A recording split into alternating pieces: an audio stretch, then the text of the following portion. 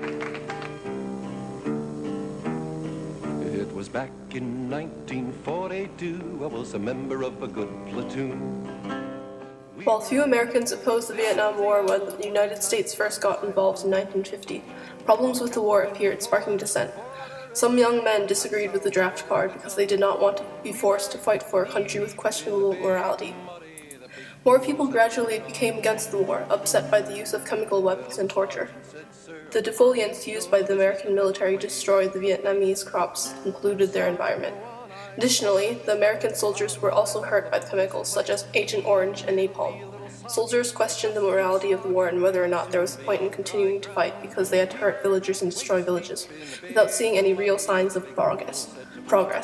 The terrain was too harsh and the guerrilla tactics of the Viet Cong too frustrating for soldiers to fight effectively. Veterans who returned home before the end of the war spread information about the war, revealing the credibility gap between the actual events and the government-told story. Members of minorities felt that it was unfair that the money that went into the war was more money not spent on lessening poverty.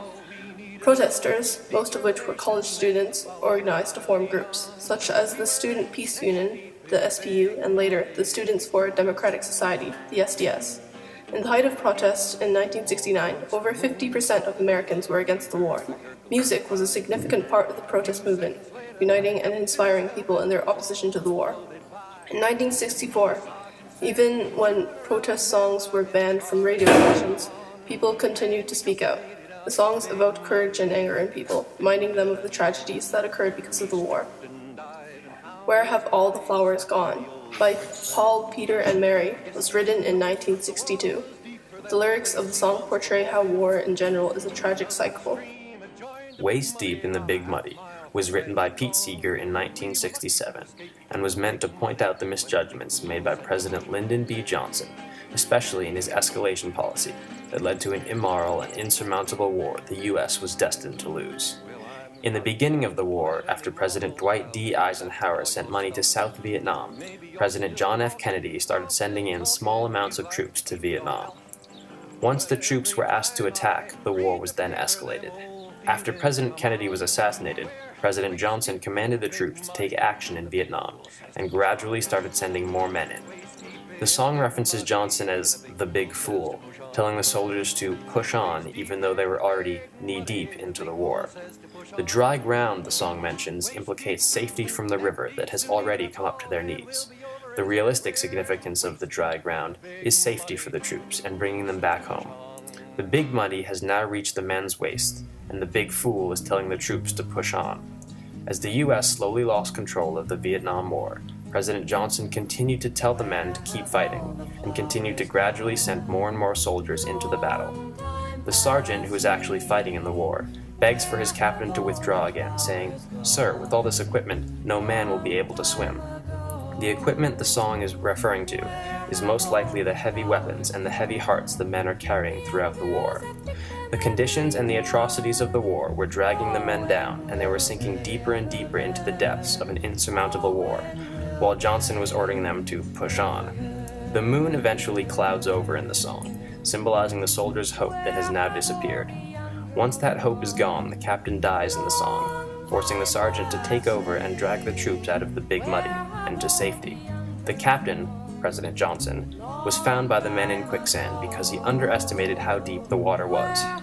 In real life, Johnson underestimated how hard the Vietnamese were willing to fight and how difficult it would be to save a country that had no desire to be saved.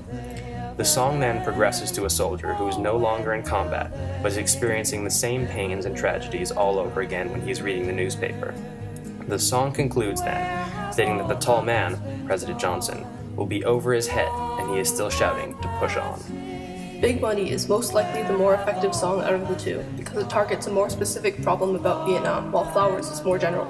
From the perspective of the narrator in Big Muddy, they are directly addressing the problem of lack of progress in the war.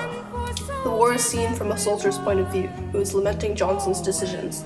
The soldier has seen that the orders from authority will cost the soldiers' lives without any real benefit. Meanwhile, the narrator in Flowers has a more widespread view of not just the soldiers, but the entire generation caught up in the war. Both songs depict young people involved in wars, reflecting how many of the protesters of the Vietnam War were college students. The protest songs were probably more effective in motivating student protesters by portraying young people rather than being about the country in general. Throughout the Vietnam War era, there were many controversies and misleadings, mostly given to by the government. As the war continued, the protests only progressed and even became violent. The protests started targeting other issues such as the government's lack of honesty and openness. This time period has changed our world as we know it and has opened the eyes of many individuals throughout history. Long time passing, where have all the graveyards gone? Long time ago, where have all the graveyards gone? Gone to flowers, everyone.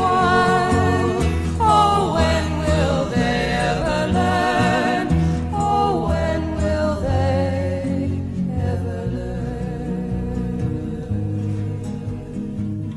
Where have all the flowers gone? Long time passing. Where have all the flowers gone? Long time ago. Where have all the flowers gone? Young girls have picked them every